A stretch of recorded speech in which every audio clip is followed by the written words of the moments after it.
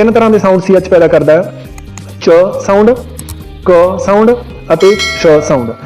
ਤਾਂ ਇਸ ਸਾਊਂਡਸ ਬਾਰੇ ਕੋਈ ਵੀ ਖਾਸ ਰੂਲ ਨਹੀਂ ਹੈ ਦੋਸਤੋ ਕਿ ਕਦੋਂ CH ਸ਼ ਸਾਊਂਡ ਪੈਦਾ ਕਰਦਾ ਹੈ, ਕਦੋਂ CH ਕ ਸਾਊਂਡ ਪੈਦਾ ਕਰਦਾ ਹੈ ਤੇ ਕਦੋਂ CH ਚ ਸਾਊਂਡ ਪੈਦਾ ਕਰਦਾ ਹੈ। ਇਸ ਬਾਰੇ ਕੋਈ ਵੀ ਖਾਸ ਰੂਲ ਨਹੀਂ ਨੇ ਦੋਸਤੋ।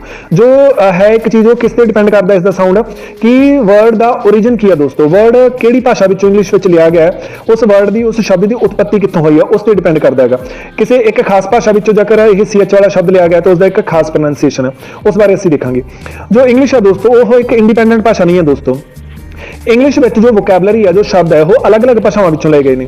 Arabic, French, Greek, Turkish, German ਅਤੇ ਬ੍ਰਿਟਿਸ਼ ਭਾਸ਼ਾ ਵਿੱਚੋਂ ਅਤੇ ਹੋਰ ਵੀ ਬਹੁਤ ਸਾਰੀਆਂ ਭਾਸ਼ਾਵਾਂ ਵਿੱਚੋਂ ਅੰਗਰੇਜ਼ੀ ਵਿੱਚ ਸ਼ਬਦ ਲਏ ਗਏ ਨੇ, ਹਿੰਦੀ ਵਿੱਚੋਂ ਵੀ ਲਏ ਗਏ ਆ, ਪਰਸ਼ੀਅਨ ਵਿੱਚੋਂ ਵੀ ਲਏ ਗਏ ਆ।